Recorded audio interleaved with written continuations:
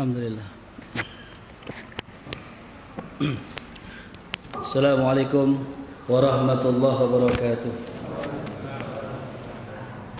Ya Rabbi bil Mustafa balligh maqasidana waghfir lana ma madha ya wasi'al karami. Ya Rabbi bil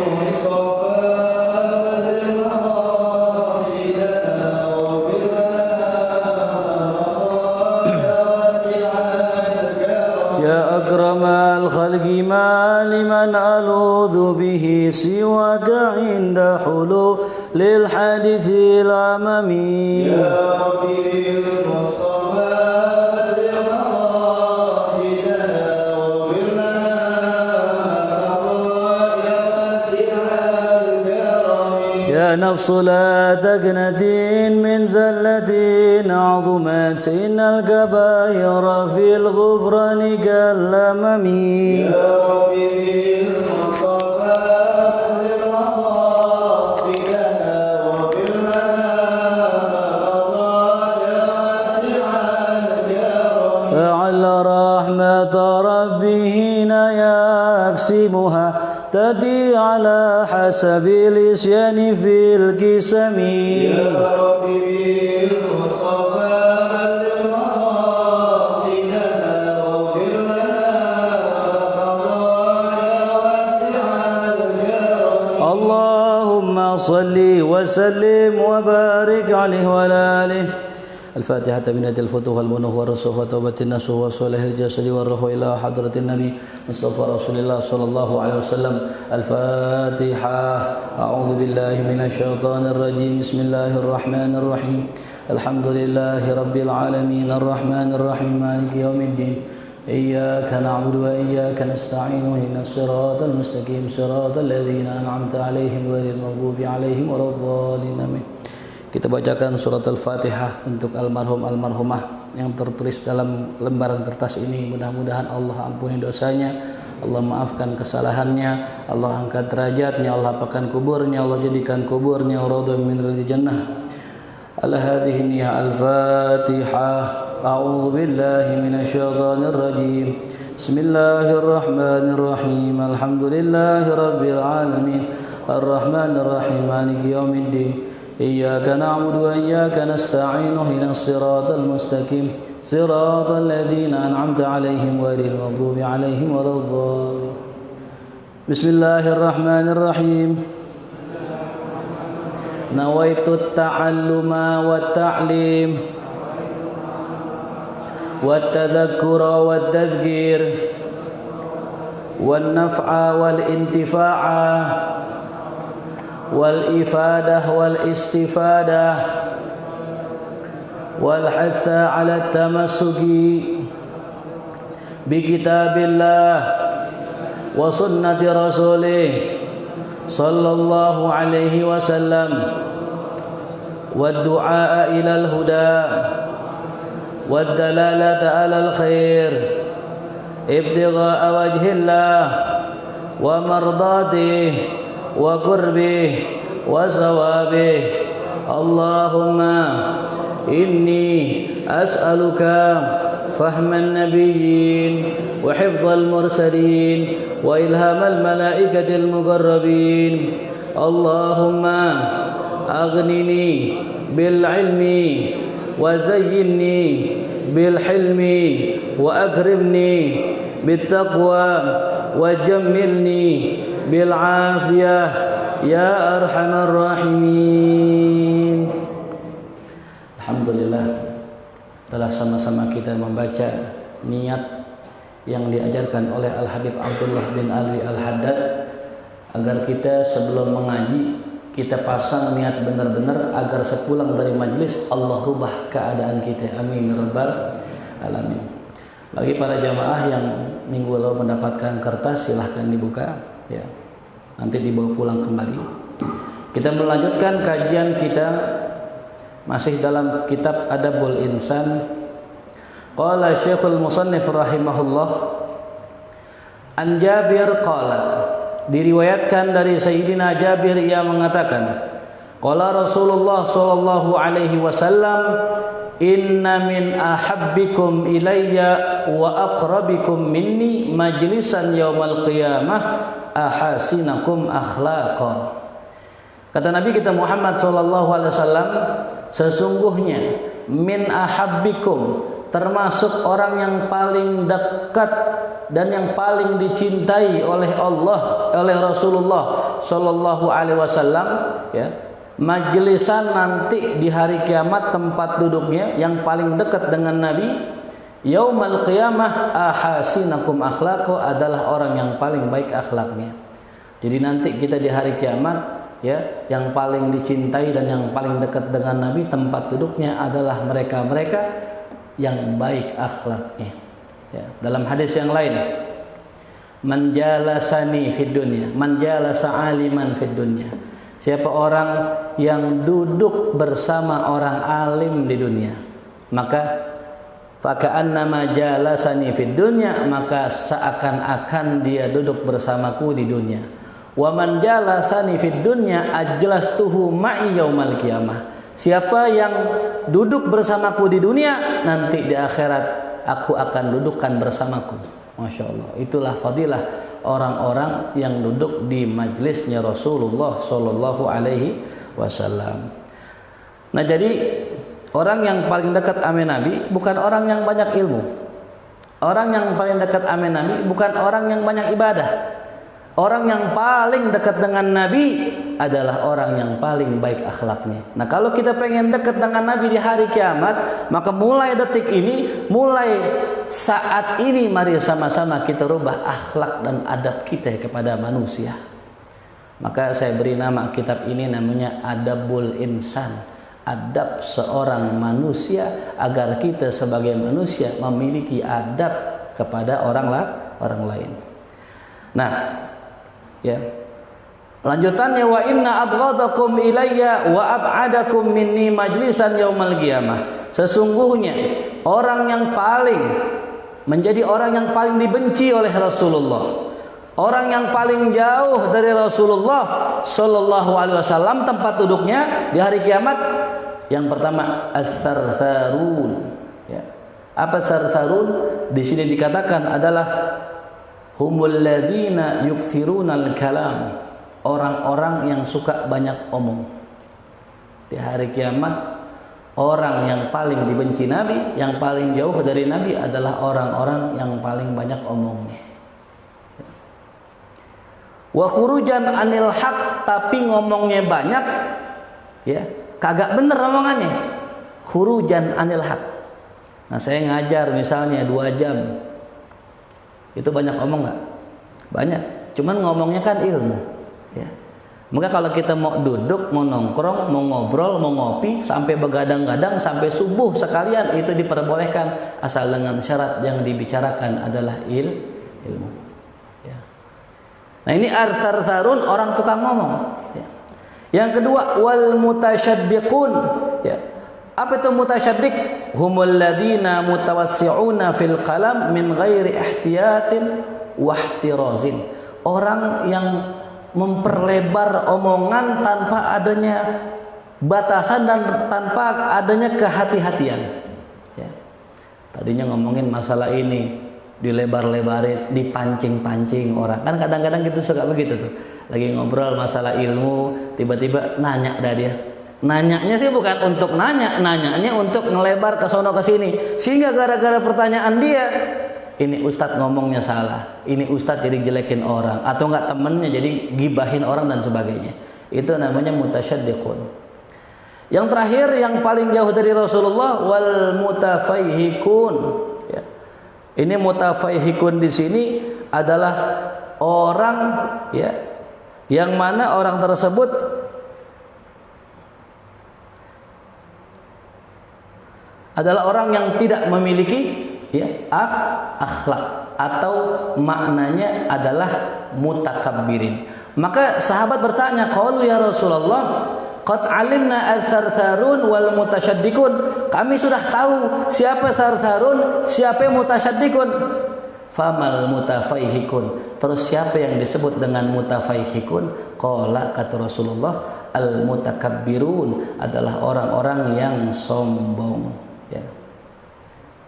Makanya benar luar biasa guru kita yang ngajarin kita. Kalau ngaji, belajar itu modelnya kayak begini. Ya. Kita kalau ngaji model tanya jawab, diskusi, itu terkadang nggak melatih kita punya jiwa untuk tawadhu. Ya. Tapi kalau kita ngajar model begini, antum dengerin saya ngomong, antum simak dengan adab, tidak bertopang dagu, tidak berselonjoran kaki kecuali karena ada hajat atau sakit. Antum jaga adab. Nah itu secara nggak langsung menanamkan sifat tawadhu sama kita. Ya. Makanya orang-orang tawadhu nggak kuat ngaji begini.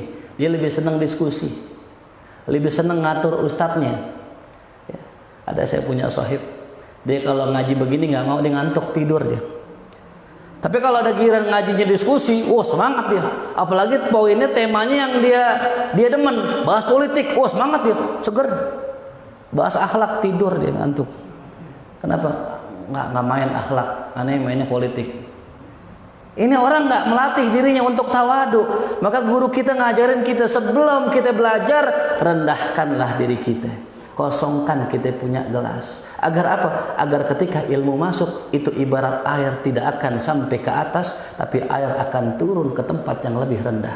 Maka ilmu akan lebih cepat masuk kepada murid yang merendahkan dirinya, merasa ilmunya kosong, merasa tidak punya ilmu. Itu ilmu masuk cepat tuh. Ya. Maka inilah orang-orang yang nanti di hari kiamat, orang yang paling jauh dari Rasulullah adalah orang yang takabur. Ya. Saya alhamdulillah kemarin malam ini tahadus bi ni'mah ya. Saya dapat nikmat dari Allah. Saya ngimpi bertemu Habib Umar bin Muhammad bin Salim bin Hafizahullah. Di dalam mimpi tersebut saya datang menghampiri beliau, pengen salaman. Ketika pengen salaman, selesai salaman beliau nanya sama saya, ya, aina kita buka, mana buku karangan ente? Yang mana Bib? Buku yang masalah itu ini. Oh, namanya apa kata beliau? Oh, namanya Adabul Insan Bib. Oh, beliau senyum. Ini yang kita pelajari malam hari ini. Ya. Betapa girangnya saya tatkala mendapatkan isyarah dari Allah bahwa mudah-mudahan apa yang saya tulis ini mudah-mudahan mendapatkan redhonya Rasulullah. Ya. Saya ingat kisah Syekh Ramadan Al-Buti. Manakala banyak orang pada saat itu mencela Sayyidah Aisyah.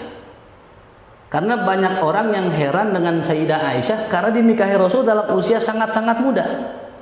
Ada yang mengatakan 9 tahun. Bahkan yang mengatakan 12 tahun. Khilaf di antara para alim ulama. Sehingga apa? Tidak sedikit para muarikh, para ahli sejarah mencemarkan derajat beliau.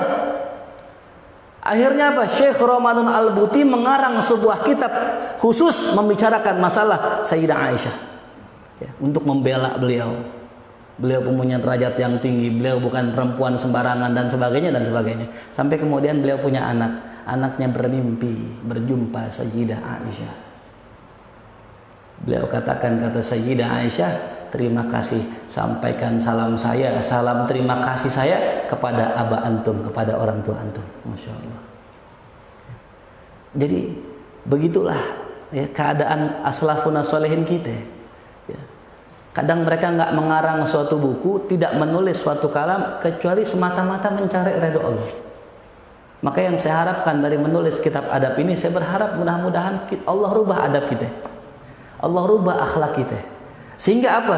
Ilmu masuk beserta cahaya-cahayanya. Karena umumnya banyak orang yang sekarang debat di media sosial 2020 masih nanya Allah di mana? Allah di mana? Masa udah 2020? Ya orang Amerika udah bikin pesawat ulang-alik. Ya. Udah 4G bentar lagi, 5G bentar lagi. Di Indonesia masih ngomongin Allah di mana? La haula wala quwata illa billah. Ini min talbisi iblis, termasuk tipu daya iblis adalah membuat kita masuk ke dalam perkara fi ma la ya'nihi, hal yang tidak bermanfaat buat kita. Ya. Apakah nanti kita ditanya di dalam kubur, man rabbuka? Siapa Tuhanmu? Allahu rabbi. Ya. Sekarang saya tanya, siapa presidenmu? Oh, bingung dia. Pilihan siapa dulu waktu di dunia? Enggak ditanya itu, enggak. Partaimu apa? Enggak ditanya. Termasuk Tuhan di mana? Enggak ditanya. Yang ditanya apa? Wa ma imamuka? Siapa imammu? Wa man nabiyuka? Siapa nabimu? Itu yang ditanya. Maka saya katakan, lepasin diri kita dari segala belenggu yang membuat kita masuk ke dalam tipuan iblis. Masuklah kita kepada masalah adab. Nah, ini ya, kita kalau bicara masalah adab, kita akan bercermin kepada generasi terbaik yang dinamakan salafuna soleh. Manhum, siapa mereka? Humul ladzina ya'ishuna fi ahdi Rasulillah sallallahu alaihi wasallam wa man ba'dahu wa man ba'dah. Mereka lah orang yang hidup di zaman Rasul dan orang-orang setelahnya. Tabi'in, tabi'in. Tapi kalau kita pengen nyontoh mereka, mungkin terlalu berat dan terlalu jauh. Kenapa sahabat radhiyallahu anhu mereka bisa dikatakan kagak kita dengar ngimpi ketemu Rasulullah? Kenapa? Karena mereka ngelihat Rasulullah. Ya. Para sahabat-sahabat terdahulu mereka udah luar biasa, udah ngelihat Rasulullah. Orang yang ngimpi ketemu Nabi Muhammad. Bermimpi jaminannya husnul khatimah. Mudah-mudahan kita bisa mimpi ketemu Rasulullah. Jaminannya husnul khatimah. Bagaimana yang melihat langsung dan beriman serta berjuang bersama Rasulullah. Apa jaminannya? Radhiyallahu anhu wa radu'an. Allah redho. Nah, ini kita nggak ngomongin yang jauh-jauh. Kita ngomongin zaman kita saat ini. Ya. Al-Habib Ali Al-Jufri pernah bercerita tentang beliau punya guru. Namanya Habib Abdul Qadir bin Ahmad As-Saqqaf. Segaf kalau di sini ya. Ini gurunya Habib Umar. Ya. Gurunya Habib Ali. Bahkan yang orang yang mengutus Habib Umar ke Indonesia ya, dan mencari murid-murid diantaranya Habib Mundirin Fuad Al-Musawa, Habib Jindan, Habib Ahmad dan semua habaib yang sekarang ada di Indonesia. Itu sebabnya adalah izin dan perintah daripada Al-Habib Abdul Qadir bin Ahmad As-Saqqaf. Jeddah. Di mana? Jeddah. Suatu hari Habib Ali lagi ngajar, selesai ngajar kurang lebih jam 10.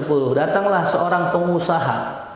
Pengusaha datang ke seorang ulama, selesai orang sepi, beliau memberikan uang, dikasih uang, ya, dikasih uang kurang lebih ya seginilah, ya, satu gopok, segini nih, satu kantong. Antum kira-kira kalau dibagi duit sekantong, antum mau apa ya? Oh, saya yakin orang-orang sini pada soleh. Saya mau sedekahin Ustaz. Yeah. Kurang lebih kata Habib Ali sejumlah 1 juta real. 1 juta real ya kita nominalin mungkin 1 miliar lah anggaplah. Nah antum kalau dikasih 1 miliar kira-kira kita mau apain? Pasti mau sedekah yang nomor 1 ya. Oh iya 1 miliar berarti 500 buat Ustadz Paris nih pesantren, 500 buat aneh ya. Pas baru dikasih. Pulang ke rumah jangan dah 100 aja ya. Besoknya jangan 50 aja ya. Besoknya berkurang, udah 2 juta aja dah. Ya. Gitu kalau orang mau sedekah jangan pakai nunggu tarsok ya. Tuh, pas banget tuh. Langsung dikeluarin tuh. Iya. Kalau sedekah jangan nunggu apa? Tarsok. Sekarang keluarin tuh. Masuk kita doakan mudah-mudahan yang bersedekah Allah lipat gandakan hartanya. Amin ya rabbal alamin. Terus kemudian dibagi duit ame sepengusaha ini. Kata Habib Abdul Qadir, saya nggak butuh duit ini, udah ambil aja. Ini subhanallah ya. Kita kalau mungkin dibagi 50.000 bisa nolak. Afwan lah, aneh lagi nggak butuh duit. 50.000 ya. Dikasih duit 1 kantong. Ya Rabbi ya Karim, 1 kantong. Nggak butuh, beliau bilang. Apa kata pengusaha? Ya Habib, ini hadiah dari saya, antum mau ambil, mau kasih anak-anak antum silahkan, mau dibakar silahkan dibakar. Kata itu pengusaha. Kata Habib Ali, apa kata Habib Abdul Qadir? Ya khairah, ane terima ya, ane terima. Selesai ini pengusaha pulang, Habib Ali Jufri disuruh liatin, ente liatin sono, udah pulang belum dia? Udah pulang Habib, yaudah ikut saya, siapin mobil. Habib Abdul Qadir naik mobil beserta supirnya, beserta Habib Ali, bertiga. Sampai kemudian beliau bertiga itu jalan mengelilingi kota, ya. Masuklah ke lorong-lorong, masuk ke gang-gang, di mana kata Habib Ali, aneh nggak pernah tahu di situ ada orang. Ternyata masya Allah ada orang susah. Habib Ali Al Jufri disuruh sama Habib Abdul Qadir, ya Ali bagiin nih ke seorang janda di situ. Dia nggak punya suami, kasih beliau, kasih sekian, kasih sekian, kasih sekian. Ternyata dibagiin ke para janda dan orang miskin. Sampai jam 2:30, pokoknya menjelang asar kata beliau. Antum bayangin ya, jam 10 keluar, jam 2:30 baru selesai. Berapa jam tuh? 2,5 jam lah. Ya. Itu duit 1 miliar habis. Allah. Ya. 1 miliar apa? Habis. Tuh. Bisa kira-kira begitu. Insya Allah. Coba ini jangan semiliar. Emang kagak ada semiliar. Ya. Coba itu, ntar kalau semiliar, jangan nungguin semiliar. Kata Habib Abdullah, siapa orang yang punya duit sedikit kagak mau sedekah, bagaimana punya duit banyak? Sekarang bisa antum coba. Pengen mengeluarkan sifat hubbud dunya, cinta sama dunia, coba dari sekarang. Bagaimana caranya Ustaz? Di kantong kita ada berapa? Ada 100.000, keluarin 100 ribunya. Ya. Bahkan saya pernah mendapatkan ada orang itu kerjaan dia sedekah, setiap hari kagak pengen nyimpen duit, dapat hari ini 10.000 dikasih 10.000-10.000-nya, pokoknya sisa makan rapi semua dikasih, disedekahin. Dapat 100.000 dimakan, sisanya disedekahin. Dapat 1 juta dia makan, di sisanya dikasih, disedekahin, sampai Allah kasih puluhan juta. Berat ujian ya. Kalau masih 100.000 makan 20.000, sisanya 80, masih agak ringan. Ini dapat puluhan juta. Berapa yang kita makan? Kalau duit kita 20 juta, kita makan berapa? Ada 10 juta makan? Nggak muat perut kita.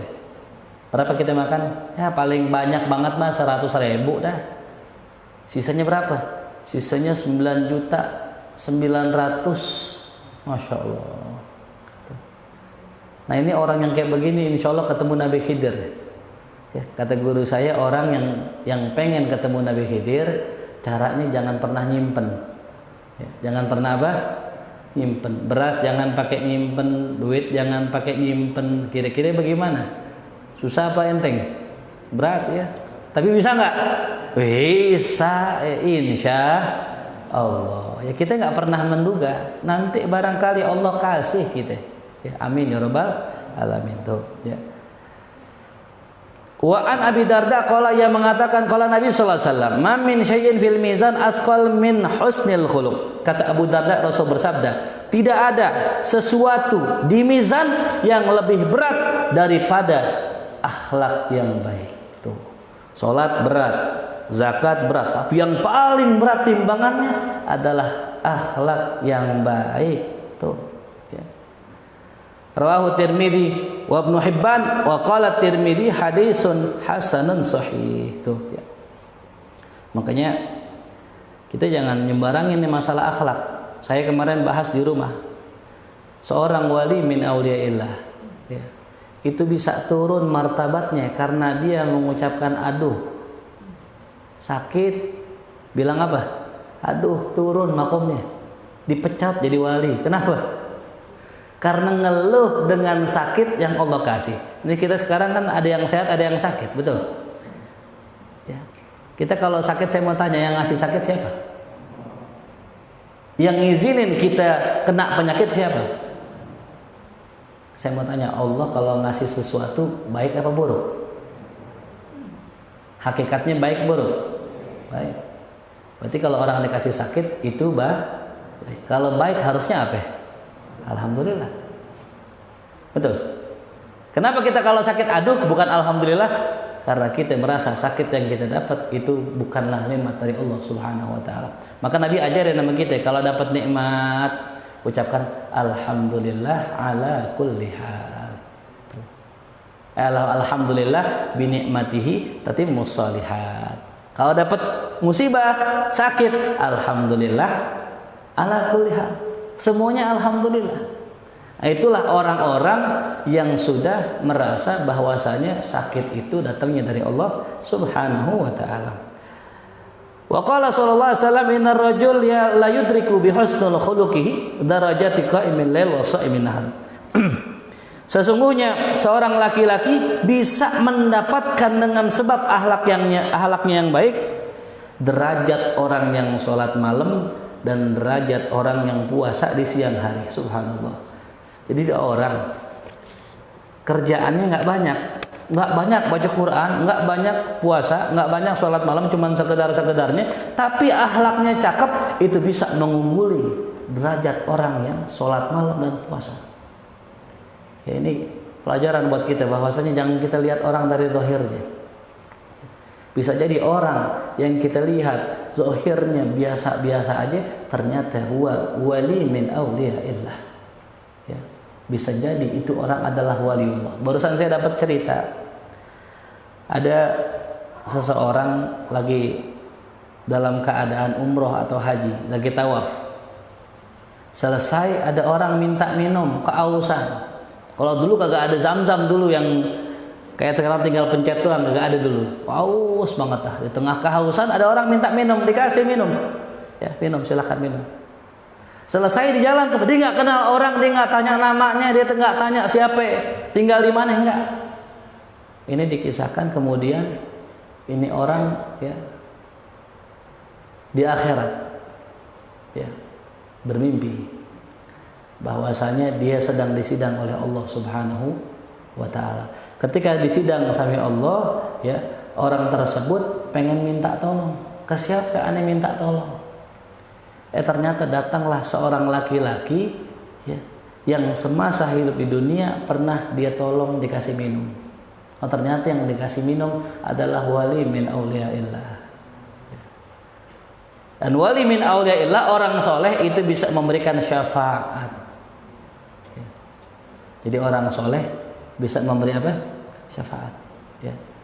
Bahkan kata salah seorang ulama, 10.000 orang bisa diberikan syafaat oleh orang soleh. Ya. Wali, ulama itu bisa berikan syafaat kepada berapa orang? 10.000 orang. Allah dapat kuota. Ya. Saya dengar cuman ada khilaf riwayat. Ada yang mengatakan hafizul Quran bisa memberikan syafaat kepada 10 orang keluarganya. Ya. 10 orang keluarganya. Tapi sayang kalau keluarganya 12, kasihan yang 2 nih. Tapi ada juga yang mengatakan bukan 10, 1000 bahkan. Ya. Jadi jangan pernah kita tolak. Ya. Tatkala orang datang kepada kita, baik itu orang mau nipu kita, mau bohongin kita, itu terserah dia. Yang penting kita kasih. Ya. Itu Allah uji saya. Habis ngomong begitu nih Allah uji. Ya. Siang-siang menjelang asar, pas banget azan asar, ada orang datang ke rumah. Assalamualaikum. Saya tanya siapa? Mau nyari ustadz katanya. Saya kalau ada orang mau nyari ustadz, saya langsung pikiran saya, oh pasti nggak kenal saya. Soalnya ngomongnya apa? Mau nyari ustadz. Ustadz siapa? Pas saya turun bener. Ada orang mancung tinggi, pakai sorban, pakai gamis, rapi. Ya. Saya turun, assalamualaikum, saya salam. Wah, cipika-cipiki, kayak orang udah akrab banget kayaknya. Ya. Feeling saya ini siapa nih orang ini, siapa lagi yang Allah utus nih? Saya apa antum? Ana Alwi bin Ape bin Ape bin Ape, pokoknya yang jelas habaib. Ya.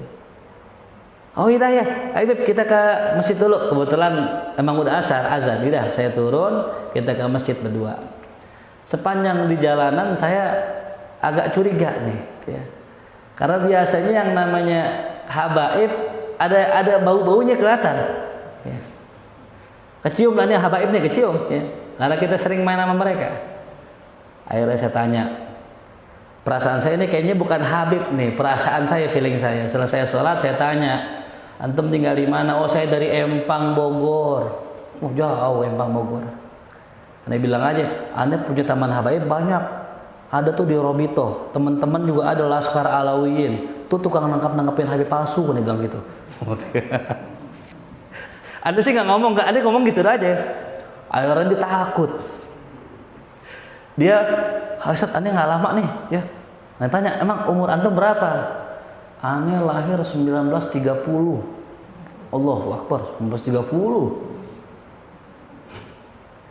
Itu zaman Belanda itu. Tapi kelihatannya masih muda, ngomongnya masih jelas, giginya belum ada yang ompong, rambutnya kagak ada yang putih. Saya curiga, makin curiga saya, oh bukan habaib nih dalam hati saya. Udah ayo kita pulang yuk.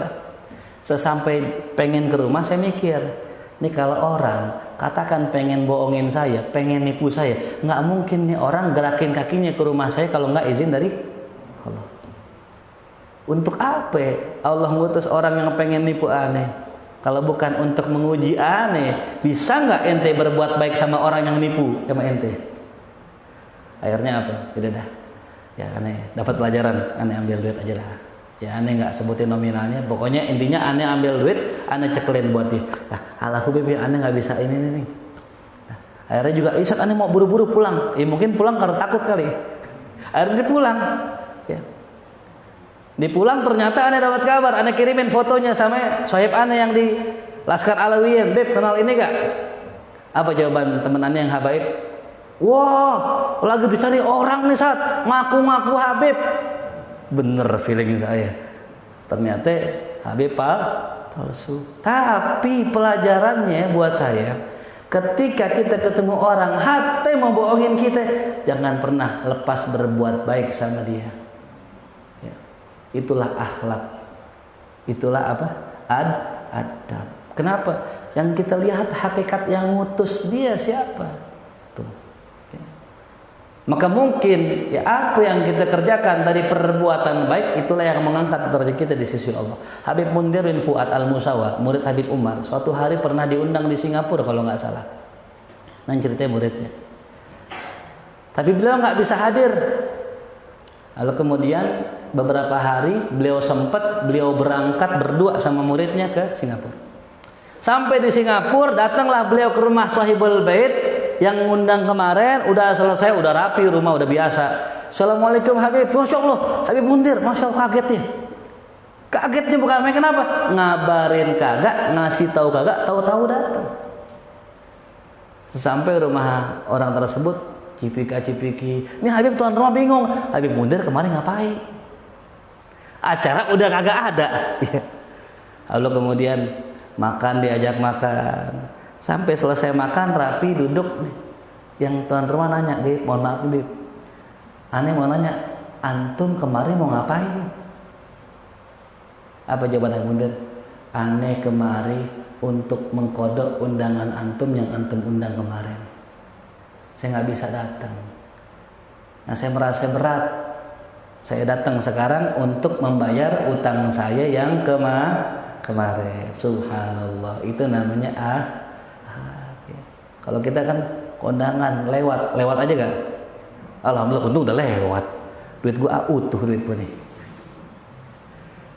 Ya. Itulah waroknya mereka. Ya. Rasa takutnya sama Allah bukan masalah undangan orang disepelekan, enggak. Ini masalah amanah dari Allah yang membuat mereka diangkat oleh Allah derajatnya. Ya. Hal-hal sepele kayak begitu. Ya.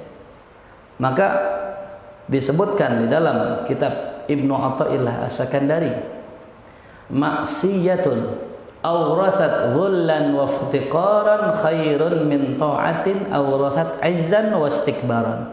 Ya. Ini kita kalau sering lihat ada orang tukang maksiat, orang suka minum, orang suka nyanyi-nyanyi nggak jelas, hati-hati ame hati kita. Ya. Kita ngaji, pulang ngaji, ngeliat orang lagi nongkrong di tempat kan banyak banget tuh. Ya. Kalau kita pulang malam-malam dari sini kan tuh ya tempat kan setengah Kemang sini. Ya. Ya tempat setengahnya Kemang. Kalau Kemang saya pernah tuh dulu pulang jam 2 malam lewat Kemang, Masya Allah, Nurul Mustafa. Itu muda-mudi jamaahnya banyak banget itu. Cuma nggak pakai peci enggak. Perempuan nggak pakai jilbab ya, itu bedanya begitu. Penuh anak muda semua. Allahu Akbar. Kita liatin dosa, kita nggak lihat. Ya, untungnya saya nggak ngomong, nggak saya dosa ngelihat dosa ya. Coba ngelihatnya dari jauh aja ya. Jangan difokusin, oh iya cukup tahu aja itu ya. Nah ini kalau kita ngelihat orang begitu, takut-takut di dalam hati kita merasa nih, ana khairun minhu. Ana lebih baik daripada dia. Tuh. Kata Ibnu Athaillah, maksiat yang menimbulkan kerendahan dan ketawaduan itu lebih baik daripada ketaatan yang membuahkan merasa besar dan sombong. Tuh, ya. Jadi kadang-kadang kita ibadah, kita ngaji, kita taklim, belajar, timbulnya bukannya tawadu, timbulnya malah sombong. Ini yang diwaspadai oleh para ulama-ulama kita. Maka dikaranglah kitab-kitab akhlak, dikaranglah kitab-kitab ya tasawuf, agar kita belajar jangan mingkinan besar, sombong, tapi kita ke ilmu padi ya, semakin berisi semakin apa? Makin tunduk tuh ya. Ada orang berkata, saya belajar setahun, saya merasa seperti Tuhan. Bener semua. Kayak netizen ya. Netizen nggak pernah salah tuh. Belajar 10 tahun, saya merasa ulama besar. Saya belajar 50 tahun, saya tidak berasa saya siapa-siapa. Ternyata saya hanyalah seorang yang cetek ilmunya tuh ya. Jadi kalau ada orang baru ngaji sekali 2 kali, pulang langsung galak banget. Kayak abri baru jadi kan galak ya. Itu wajar ya. Wajar. Makin hari makin tunduk, makin banyak ilmunya makin tunduk. Buya Hamka dulu terkenal keras, pulang dari Mekah sampai Indonesia ngelihat orang maulid bid'ah, orang baca marhabanan sesat. Buya Hamka cerita begitu. Akhirnya saya punya guru Kiai Haji Syukur Yakub nanya, Buya, kok antum sekarang nggak kayak dulu? Sekarang antum ngeliat orang maulid kagak bid'ah-bid'ahin, sekarang antum ngeliat orang pakai kunut kagak bid'ah-bid'ahin. Apa jawaban beliau? Dulu buku ani masih dikit, sekarang bacaan ani udah banyak tuh ya. Maka harusnya semakin banyak kita ngaji, semakin luas bacaan kita, semakin kita maklumin orang. Nah kalau sekarang beda nih orang sekarang, karena niatnya yang sudah beda tuh ya. Makanya kembali lagi, tanamkan di hati kita niat belajar semata-mata karena Allah. Maka tadi di awal kan kita baca niat, nawaitu ta'alluma wa ta'lim, kami niat belajar dan mengajar, wa tadzakkura wa tadhkir, mengingatkan dan diingatkan, wal naf'a wal intifa, ngambil manfaat dan ngasih manfaat, ibtigha wajhillah, semata-mata mengharapkan ridho dari Allah ya. Kalau sekarang macam-macam orang ngaji ini ada. Kalau di kampung saya ya kan, kalau orang ngaji kan tuh ada basicnya tuh ya. Kalau maulid ada berkatnya. Ada orang datang maulid niatnya nyari berkat ya. Yang parahnya bukan niat berkat doang, dia pengen berkatnya kayak ustadz. Berkat mah wajar, dapat biasa. Gimana caranya biar kayak ustadz? Nyaru jadi ustadz. Jenggot dipiara dikit biar panjang. Baju kayak yang gamis, wale-wale pulang umroh. Sorban pakai yang hijau, udah ustadz banget tuh. Datang orang langsung cium tangan bolak-balik. Kenapa? Orang awam mengiranya orang yang pakai sorban, pakai gamis ustadz. Bisa nggak begitu? Bisa. Tapi innamal amalu bin man kana niyatuhu berkat. Siapa yang niatnya berkat, maka dapatnya berkat. Tapi yang niatnya berkah, dapat berkah dan berkat. Tuh, 2 dapatnya. Ya. Makanya niatnya apa? 2. Berkah yang nomor 1, berkat bonus. Ya, saya serba salah emang kalau jadi orang kayak Luqmanul Hakim ya. Nggak pernah kita bener, ada aja salahnya jadi ustadz. Kita datang ya, ke acara ada orang meninggal kan biasa dikasih beras tuh ya, beras pidyah yang kalau kita hadirin ya yang diputar-putar. Ya, ini ada beras sekian mut buat fulan, saya serahkan yang keluar. Kata yang keluar, iya saya terima, saya wakilkan kembali. Ya saya ada beras. Jadi muter-muter aja tuh. Ya. Nah itu beras itu kan fidyatu to'amu miskin. Beras fidyah itu makannya orang miskin. Suatu hari tuh fidyah saya bawa. Bukan berarti saya miskin, bukan. Ya. Saya bawa karena saya punya tetangga ada yang susah, lebih susah dari saya. Akhirnya kemudian saya bawa, saya kasih. Luar biasa netizen. Ya. Ustadz, ilmunya segitu doang. Masa beras orang miskin dia bawa begitu? Oh, berarti besok-besok jangan dibawa dah. Iya, di kampung itu jangan dibawa. Kenapa? Jelek kita jadinya. Kemarin nih acara. Ya. Dikasih beras dia. Oh, soal yang kemarin gampang udah nggak usah bawa. Saya nggak bawa. Dikata lagi, Ustadz dah. Udah dikasih beras kagak dibawa, sombong amat. La haula wala quwata illa billah. Jadi yang bener bagaimana nih? Aneh bawa setengah, aneh taruh setengah gitu. Yang bener bagaimana? Kagak ada benernya. Sama kayak Luqmanul Hakim. Luqmanul Hakim diceritakan ajak anaknya, ajak keledai. Kemudian karena nih keledai kecil, disuruh anaknya naik. Enak naik keledai, jalan berdua. Kata orang, itu anak kagak tahu diri tuh. Masa bapaknya suruh nuntun anaknya naik? Dengerlah nih. Nak salah kita dah. Kamu turun, bapak yang naik. Bapaknya naik, anaknya turun. Lewat kampungan lagi. Orang nggak tahu diri. Bapak gede banget. Kalau himar dinaikin, anaknya suruh bawa. Salah lagi. Udah kalau gitu nak, kita turun berdua, nggak usah naik, kita tuntun aja. Kata orang bego tuh, keledai nggak dinaikin, dibawa doang, tuntun doang. Waduh, salah lagi. Udah dah, kita ikat, kita gotong keledainya berdua. Kata orang, saya tuh orang keledai digotong bukan dinaikin. Waduh, salah mulu, nggak ada benernya. Itulah manusia. Maka jangan pernah kita mencari yang namanya menghindar daripada celaan manusia. Tulis, ciri orang munafik adalah orang yang pengen dicintai seluruh manusia. Itu ciri orang munafik. Ciri orang munafik pengen disenengin semua manusia. Pengennya semua orang cinta sama dia. Nggak mungkin. Sampai hari kiamat kurang sehari, kagak bakal kita dicintai seluruh manusia tuh. Ya.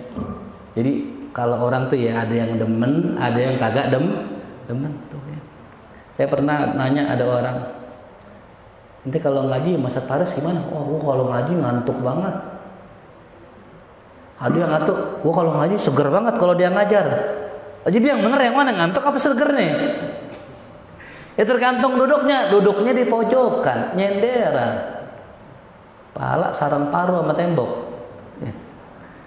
Ada kipas angin, ada AC, adem, pulas. Ya, makanya kalau kita nggak mau ngantuk, duduk di sini sebelah saya sini deh itu. Ya. Nah jadi jangan sampai ya kita merasa bahwasanya kita yang ngaji lebih baik dari orang yang tidak ngaji itu ya.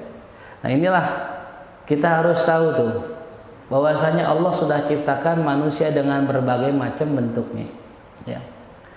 Maka kalau kita ngelihat ada orang pakai dasi ya, apa pikiran kita? Oh, orang kantor nih, ini yang kalau pulang kerja jarang ngaji nih.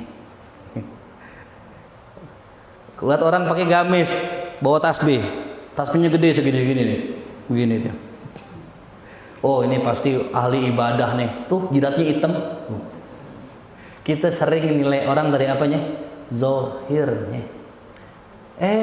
Kita nggak tahu hakikat orang itu. Ane pernah nemukan hadis ini luar biasa buat antum semangat.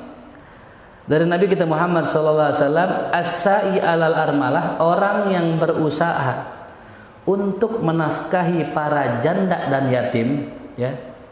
Menafkahi bukan mengawini, ingat. Jangan salah. Maka kal mujahid fi sabilillah.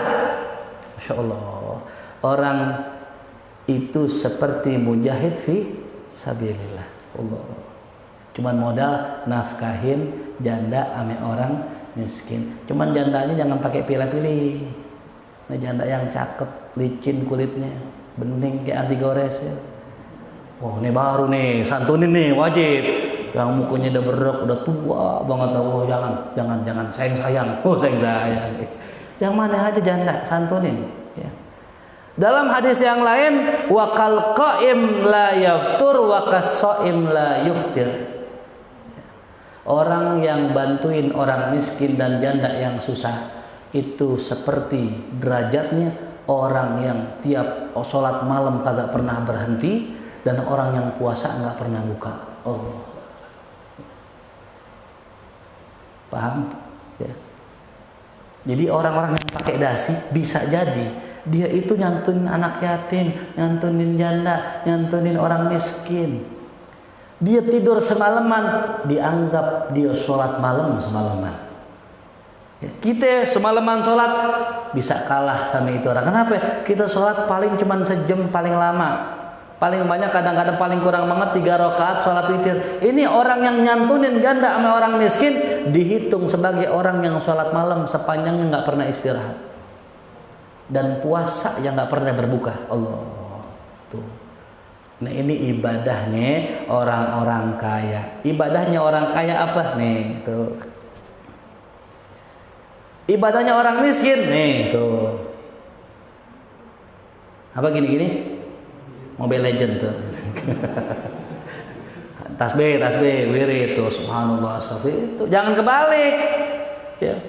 Datang ke rumah orang kaya minta proposal. Assalamualaikum Pak Haji, ini besok mau bikin maulid. Aneh doain. Terbalik. Orang kaya nih, tuh. Ya. Kenapa? Bandingannya besar. Ya. Orang susah ini aja. Dahulu ada seorang susah, tukang roti.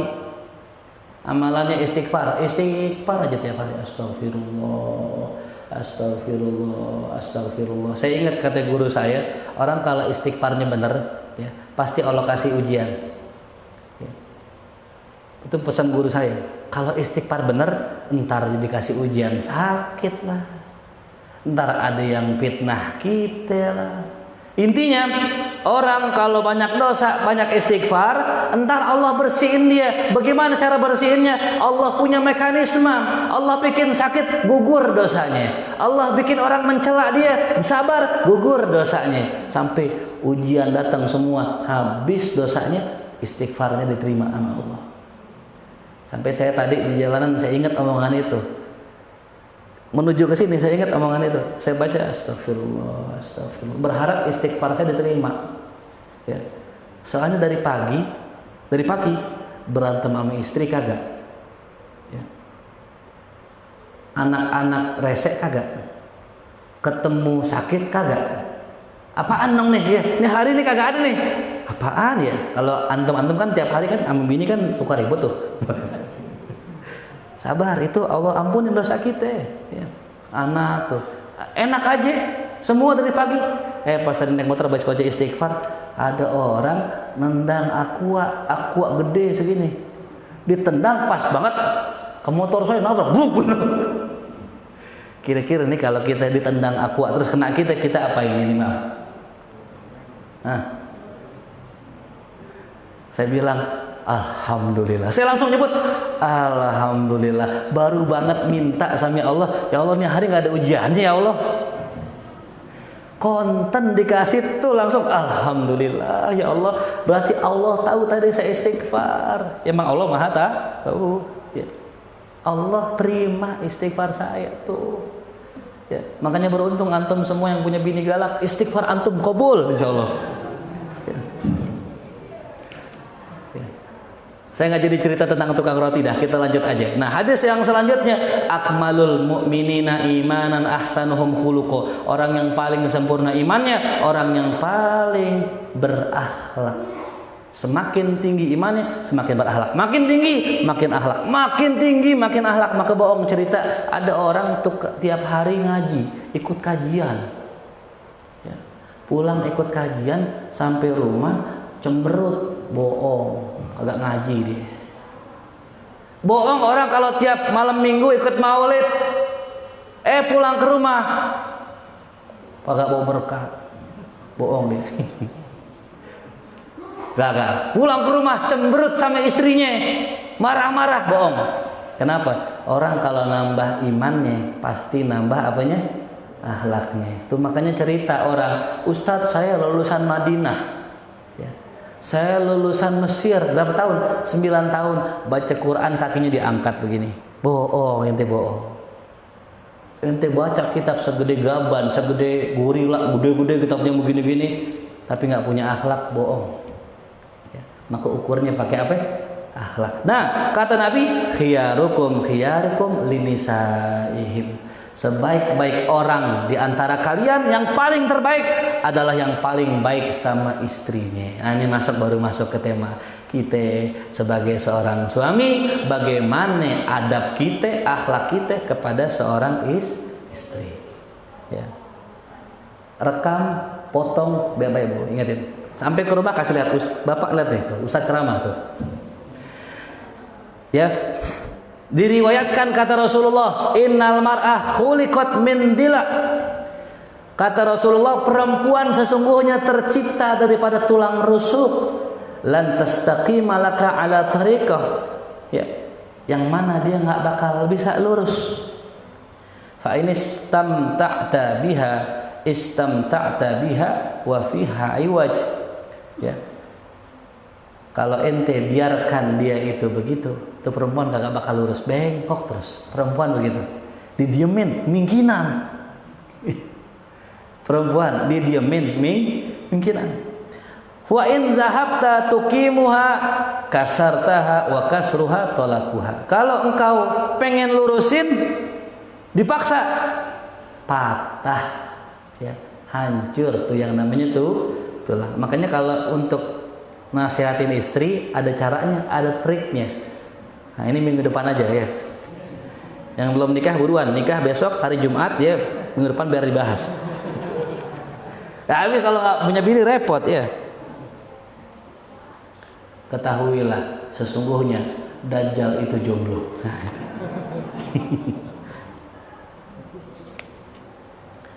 Maka dalam sebuah riwayat, man sabara ala su'i khuluqi imraatih. Tulis nih buat para laki-laki. Siapa orang yang sabar dengan akhlak bini yang buruk, ngomongnya kasar, suka maki-maki dan sebagainya, sabar dia, tahan, a'tahullah minal ajri mithla ma u'tiya Ayyub ala balaih. Allah kasih pahala yang sama dengan pahalanya Nabi Ayub dengan musibahnya. Pahalanya Nabi Ayub, Masya Allah, luar biasa. Wa man sabarat ala su'i khuluqi zawjiha. Sekarang buat para bini yang sabar dengan akhlak buruk suami, a'tahallah mithla thawabi Asiyah imra'at Fir'aun. Allah kasih pahala seperti pahalanya istrinya Fir'aun, Sayyidah Asiyah tuh, ya. Maka dikisahkan dalam sebuah kitab tentang bagaimana akhlak kita sebagai suami kepada istri. Ya, jadi tadi kita kalau ngaku ya cinta pada Rasulullah, ikutin Rasulullah. Rasul bersabda, ma akraman nisa illa karim. Tidak ada orang yang memuliakan perempuan kecuali orang mulia. Antum pengen buktikan diri antum mulia, muliakan istri antum. Ya. Kita pengen lihat diri kita mulia, lihat bagaimana perlakuan kita dengan istri kita. Tuh. Ya. Sudahkah kita mengajarkan istri kita akhlak? Sudahkah kita mengajarkan istri kita masalah-masalah yang wajib buat dia, dari mulai sholatnya, toharohnya, masalah haidnya dan sebagainya?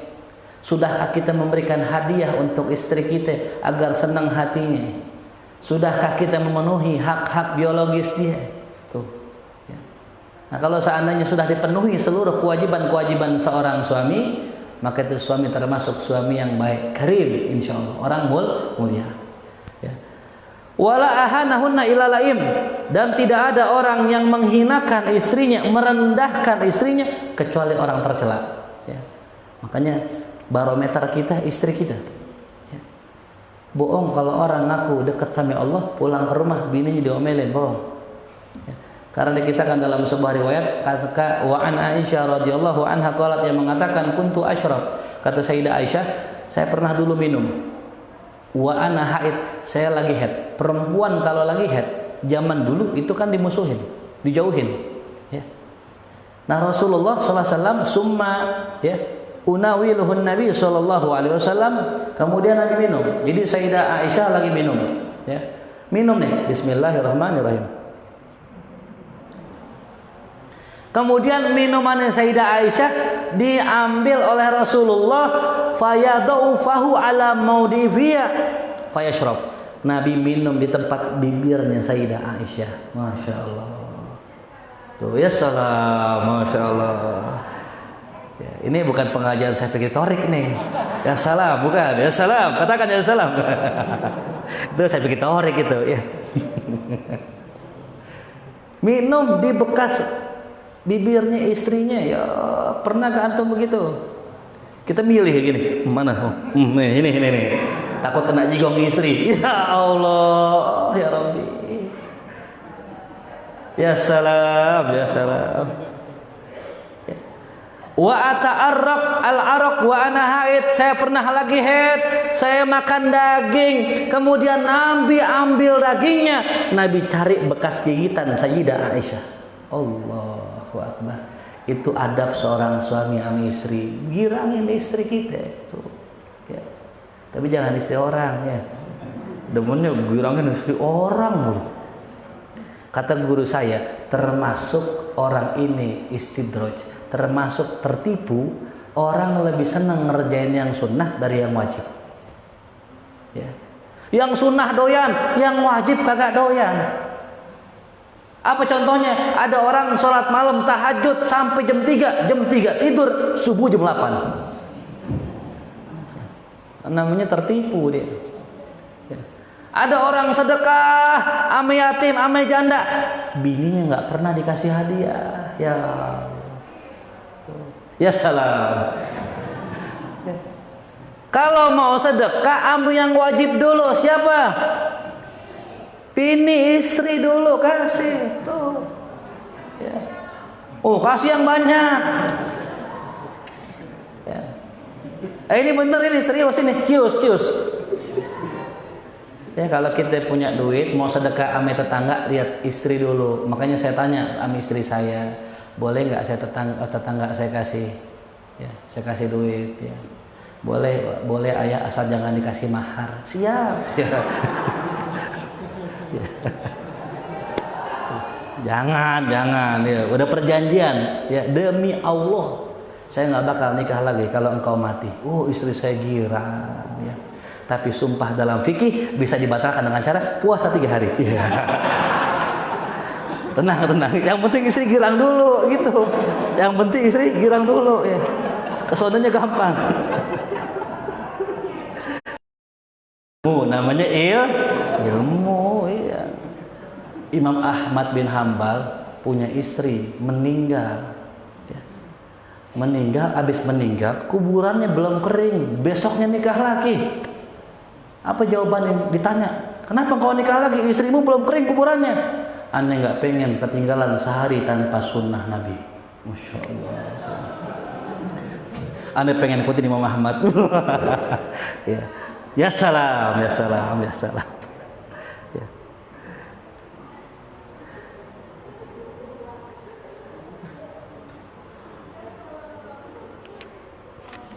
Kemudian maka dikatakan sangat unik, sangat ajaib, sangat aneh antara sahibaddin. Engkau lihat ada orang punya ilmu agama, idza jalasa ma'an nas, kalau dia duduk sama orang, yasta'nis bihim, dia berlemah lembut. Apa kabar? Sehat, kabar ya baik. Oh, dikasih rokok, dikasih kopi, ya takhallaq mahum, berakhlak di luar tuh Masya Allah. Wa adhar lahum mahasina ilma indah, dia tunjukin akhlak yang baik sama orang di luar. Tapi wa idza sara ya ila baitihi wa ahlihi, kalau dia pulang ke rumah ketemu keluarganya, tajiduhu jabbaron anidan, jadi orang yang sangat keras ya, sangat kasar tuh ya.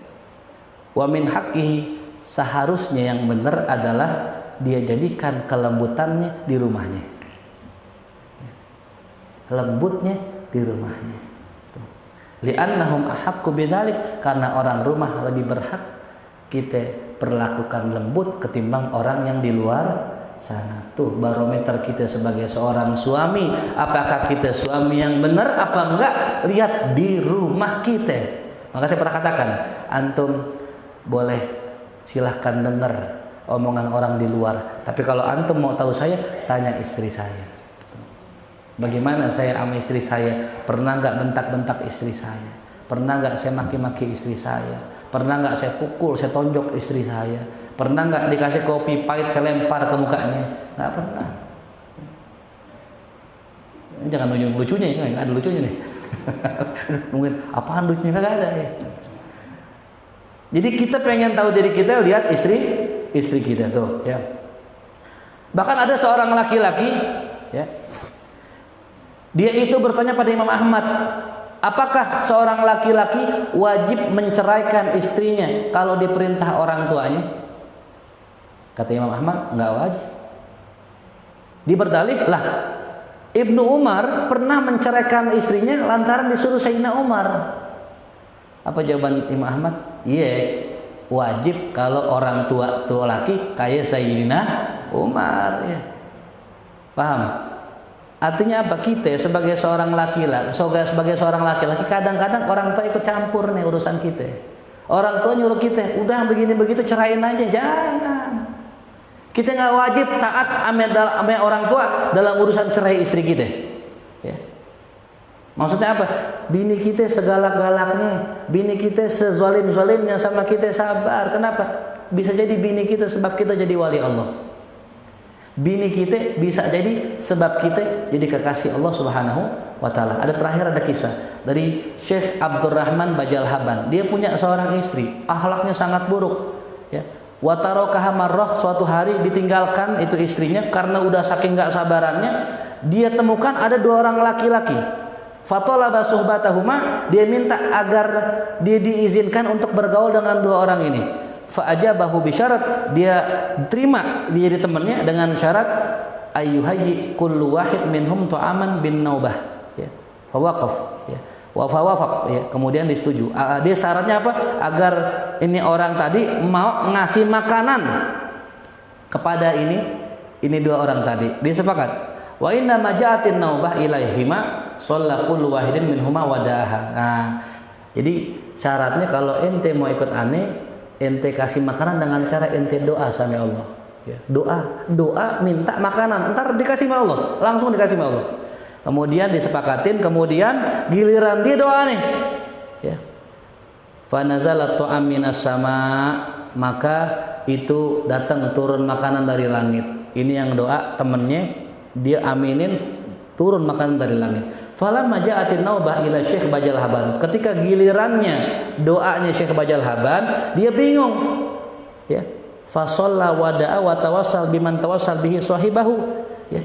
Dia doa, dia tawasul dengan doa yang dibaca ame temannya itu tadi. Faja'at ta'amina sama aktsar min ta'ami sahabihi. Ketika dia yang doa, itu makanan lebih banyak datang daripada teman-temannya. Ya. Kemudian fasa'alahu biman tawassal ya, keduanya nanya, dengan siapa ente bertawasul? Faqala la ukhbir hatta tukhabirani ya biman tawassaltuhuma. Aneh enggak bakal kasih tahu ente sampai ente kasih tahu dulu ente tawasul sama siapa. Jadi ini dua orang yang tadi bertawasul. Nah, ini satu orang tadi Syekh Bajalhaban tawasul dengan apa yang ditawasalkan dua orang ini. Lalu kemudian faqala, kata nih dua orang tadi, tawassalna bi Abdurrahman Bajalhaban. Aneh selama ini minta makanan, aneh bertawasul dengan orang namanya Abdurrahman Bajalhaban. Ya, karena lahu maqamun indallah, ini orang punya makom di sisi Allah, li sabrihi, karena sabarnya dengan akhlak istrinya yang buruk. Ya. Faraja asy-syekh ila zaujatihi, kemudian itu Syekh Bajalhaban kaget. Ya, ternyata dia wali min auliyaillah, karena sabar dia pulang kepada istrinya, dia kabarkan kisah tersebut, kemudian istrinya tobat kepada Allah Subhanahu wa taala. Artinya apa? Terkadang istri kita yang buruk akhlaknya, kalau kita sabarin, kalau kita ingat bahwasanya segala sesuatu itu atas kehendak Allah, insyaallah akan mengangkat derajat kita di sisi Allah Subhanahu wa taala. Maka jangan sekali-kali kita kalau istri kita marah kita katain, jangan. Kalau istri marah jangan kita main pukulan, jangan kita main tangan. Cukup kalau istri marah kita simpen duit 100.000 di celengan. Marah simpen duit 100.000, marah simpen duit 100.000. Kan lama-lama banyak. Duit udah kumpul banyak, cari istri lagi insyaallah. Nah, kalau duit banyak kita umroh. Berangkat umroh sampai di raudhah doa. Ya, doanya yang istri nggak paham. Allahumma gfir li zaujatiha, ya Allah. Ya Allah maafin istri saya, ya Allah, kata istrinya, amin. Ya Allah tambahkanlah istri saya, ya Allah, amin. Wah, amin juga. Itu pentingnya belajar bahasa Arab. Ya, biar nggak dibohongin suami. Hati-hati Bu ya sama suami. Hati-hati doanya dengerin tuh. Ya. Nah, inilah ya sekilas tentang masalah adab seorang suami kepada istri. Intinya apa? Intinya satu dah. Intinya sabar. Nah kebetulan malam hari ini saya bawa hadiah buat antum semua. Saya sudah cetakkan ini tentang biografi nasab Rasulullah dari mulai istrinya, pamannya, nasabnya. Yang mau ambil nanti setelah kajian silahkan ke depan. Ibu-ibu juga boleh ke depannya. Mungkin itu saja yang bisa saya sampaikan. Wallahu a'lam bishawab. Wallahu a'lam bishawab. Boleh. Istrinya marah ya kan. Ajak aja ikut kajian dari sholat al-Fatihah setiap malam Jumat. Masya Allah. Ya salam. Baik, jemaah sekalian, alhamdulillah kami mewakili Guru Sosial Bihar mengucapkan terima kasih atas keistimewaannya jemaah sekalian hadir mensiarkan majelis sholat al-Fatihah yang diadakan setiap malam Jumat. Mudah-mudahan ini istiqomah dan semakin bertambah. Bila berharap yang hadir bisa mengajak lagi sehingga bisa syiar majelis sholat al-Fatihah. Alhamdulillah infak jamaah pada malam hari terkumpul sejumlah Rp785.000. Kami ucapkan jazakumullah khairan jaza. Mudah-mudahan infak sedekah jamaah sekalian menjadi wasilah terkabulnya hajat dan doa jamaah sekalian. Amin ya rabbal alamin. Baik, dan alhamdulillah tadi saya sempat bertanya malam ini alhamdulillah disiapkan soto al-Ittihad. Soto al-Ittihad. Oh ya, nama. Ya, jadi nanti setelah ini ibu yang bisa langsung Allah futsal kuahnya sudah dipanasi, jadi sudah.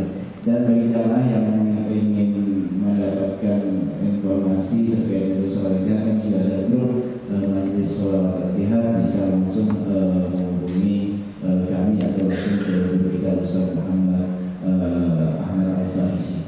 Nanti juga ada seribunya juga.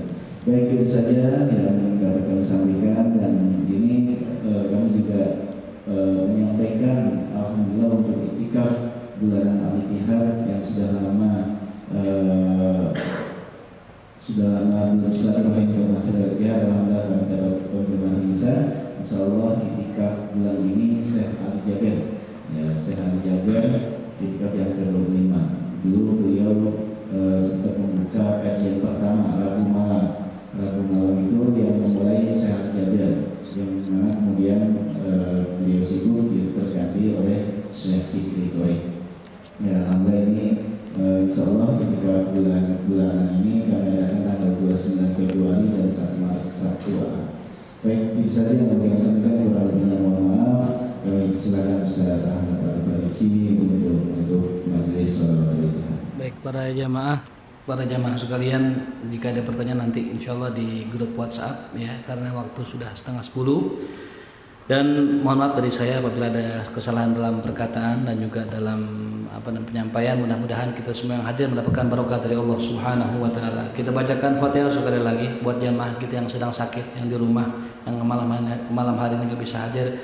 Mudah-mudahan diangkat penyakitnya Allah Subhanahu wa taala. Juga buat kita doakan buat pengurus daripada majelis sholawat juga beserta kru-krunya, semoga semakin istiqomah, semakin diberkahi Allah Subhanahu wa taala. Anak-anak kita menjadi anak-anak yang soleha, anak soleha, istri kita menjadi istri yang soleha, keluarga kita menjadi keluarga yang sakinah mawaddah warahmah. Kita mendapatkan ilmu yang bermanfaat di dunia wal akhirah. Ala hadhihi al-Fatihah.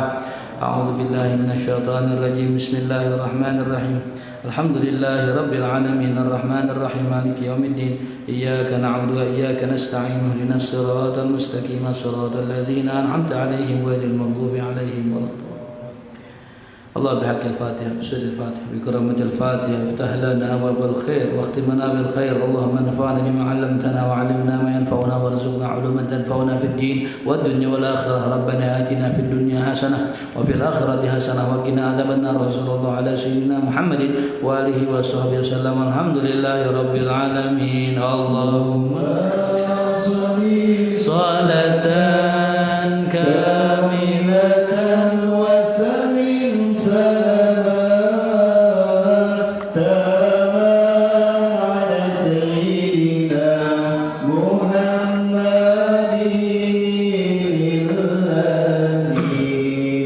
تنهل به العقد وتنفرج به الكرب وتقضى به الحوائج وتنال به الرغائب وحسن الخواتيم